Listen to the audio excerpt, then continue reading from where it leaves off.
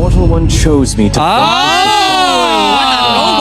Okay. Ang pagbabalik. Okay. Napakaganda. Wala man away pero may suyo. Ayos, ayos. Okay. Sige. So, that ng AP Bren. Wala nga yung Hayabusa, wala yung Fanny, wala yung Lance, yung YSS nakuha. There goes the Suyo.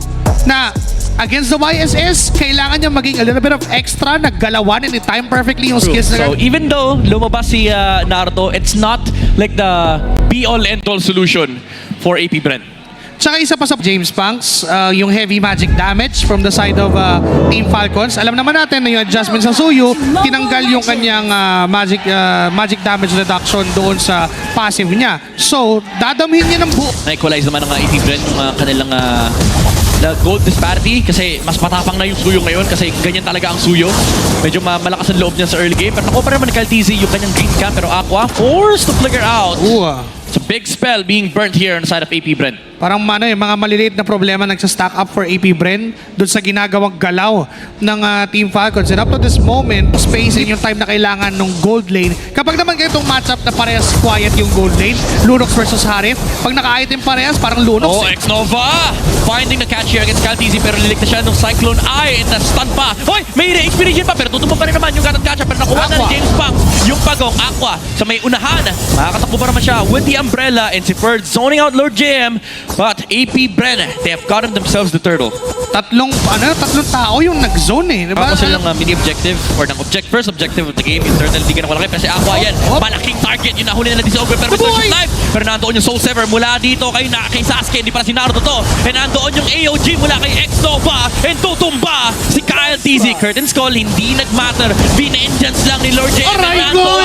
Yung washing ni James Punks. Nagpe-pay off na bigla yung Galot Kacha. Maaga pa lang. And nasa harapan na si Lord JM as well. Going for the cut. Tsunami Slam mula dito kay Ogre Lord JM. Napakakunat nung Uranus. Nagnanakaw pa ng orange buff. Dito si James Punks aabot pa. Nalasit pa ni Kyle TZ. Ganda rin kasi nung hakama. Hindi. Sige na, yun ang hirap gawin ng sound. Pero yes, tama ka doon. And it's just not it's not easy for them to make a move right here. So Falcons, anong gagawin mo sa dito? Birds, nasa harapan na naman. Yeah. It's parang concentrates between James Punks and Kyle TZ. Kanina pa sila nagnanakawan ng great counts. Pero ito, susubukan nakawan yung turtle. Lord JM nakapwesto na naman. Tumuturog na naman yung bakal. Pero sa X-Nova, ito yung gusto nila patunogin. May Mountain Shocker mula kay Kyle TZ. The vision is there. Pero X-Nova once again with the unbreakable. Nahuli niya dito si Kyle TZ. Pero nandoon yung Traceless. Masastun dito si X-Nova. Pero sinusustain lang nila yung harapan. Habang si James Punks trabaho sa likuran. Pero airstrike mula dito kay Few. And AP Bren disengaging quite nicely. Pero naghahabol pa yung Team Falcons. Kaso wala silang aabutan. After everything that happened, James Punks, nagtrabaho lang siya dun sa moment. Hindi naman solo kill, pero nandun kasi yung Queller. Pero AP Bren, alam nila, advantage yung position nila na hawak ngayon. Few ay mawawala na rin mula sa Team Falcons. Owen, tatamaan pa na may Renly pang kasama mula kay James Punks. And tuloy-tuloy yung pag-abante ng AP Bren. Ang lakas nila mag-punish para silang trend pag mabangga, giba. And to answer your question, it is a solo kill. Nagsimula yung teamfight na yun na 2-0-1 yung KDE ni James Punks at hindi nadagdagan ng isang assist. So therefore, it's just Aqua na pumatay kay Kyle TZ on the process. Look at Lord JM. Confident siya enough dahil alam niya yung catch ng side ng Team Falcons. Close to the target. In this whole series, napaka-on point na red ni James Punks so far. And ito na yung Tsunami Slam mula dito kay Owen. Tutumba pa si X-Nova, Vengeance lang. Nung Gatot Kacha, trabaho pa rin si James Punks. The man with the vision work. Pero X-Nova, tutumba na. Saman force mula kay Kizudo. Covering the front line. Tumumba na si Ferds. Tumumba na si Owen. And naghaharap sila ng kasunod pa. Hindi na nila abutan si Kyle TZ. Pumala si James Punks. May natira pang buhay mula kay Kyle. Pero AP Bren gusto nang ubusin yung tore ng Team Falcons. This is how they compensated doon sa early game advantage sana ng side ng Team Falcons. Aangan ni X-Nova. So hindi lang yun, kailangan pa mag-scale up talaga. It's Marco just sa 101 KDA. Looking at the damage dealt, hindi pa natin makita na sumama siya. Matagal pa talaga. Few though, happening on top 3 sa damage dealt. Kaso nga lang, maraming threat sa buhay niya. This is still a catch from X-Nova. James Punks can even dive. Lord JM can even dive. But Ogwen, ayun, dinudge lang. Sayang yung conceal. And walang pang bigla yung Team Falcons dito sa next Lord fight against AP Bren. Tunay na ninja si Ogwen dun dumaan sa harapan ng Invisible. Hindi napansin. Although, si Sasuke pala tsaka si Sakura yung ano. Yung pana ni James Punks kasi pwedeng humanap ng mga tao sa bush yan si Lord JM. Again, walking onto the bushes, getting the vision here for AP Brent. Sasaktan. Trabaho lang si James Pang. Ang tanong, kaya pa ba pumasok ng Team Falcons? Mountain Nandoon na Shocker. yung Mountain Shocker with the vision, pero Aqua Shoot. again. Oh. The snipe on the front line, na Dutchman with the Order of Brilliance, pero nakuha na yung Lord.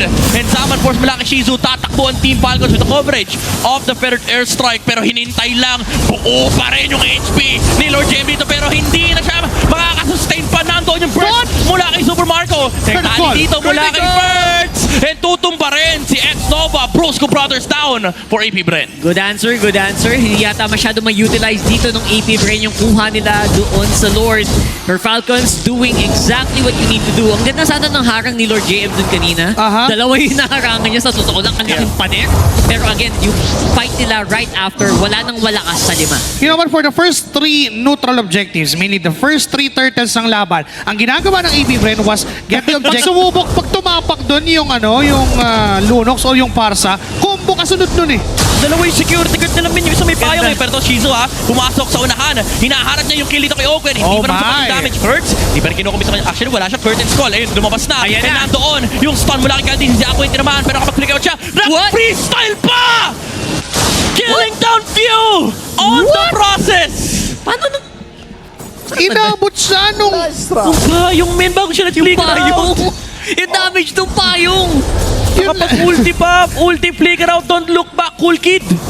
And that's few falling down for Team Falcons. Alam ng AB Bren na they can dive in, walang pang zone sa kanila, but they would choose the Walang discipline. puno niyan. Kulang na lang, mabasa ka na din eh. Masakit yan, men. Nasunog na, nakidlatan. Oo nga, basa na lang yung kulang. Ang upo. O mahanginan para kompleto mo na elemento. Full elements. So ito na yun. Mahapdi talaga. And of course, babalik naman sila sa mapa. They have fully recovered. It's gonna be a 5v5 dito sa Lord Pit. Yeah, X-Nova. Oh, may vision Op, daw. op, op, May op. conceal din. Oh, Lord JM. Licker, mula dito kay Open, naabot nila. Si First Lord of all! JM Vengeance. Mapapatay nila yung Uranus, pero may AOJ! Mula kay X-Nova. Shizu with the Zaman Force. First, with the Vengeance Aqua, sustain. Aqua, Aqua! Dito kay Few. Pero si Aqua sa may panalikuran! Oh! Naabot niya dito. Traceless mula kay Candizito. Pero nandoon yung karoon mula kay Open. Sustain with a Surge of Life. Pero nandoon yung Soul Scepter. James Fox! Si James Fox with the Queller. Tumumpa! Si Few. Tumumpa! Si Kyle. Si Supervisor na lang. Ang naiwan. And triple kill for James Banks, the man with a million moves! That's a triple kill and a wipeout. Luso na tapusin yung game na to. It's a very long death timers and looks like just like that, it's the Bees coming out on top in this game. At kumpiyansa ba'y ay sipin naman Bisaya ni Bo! Bisaya! Nadako! Way pati when magbuhay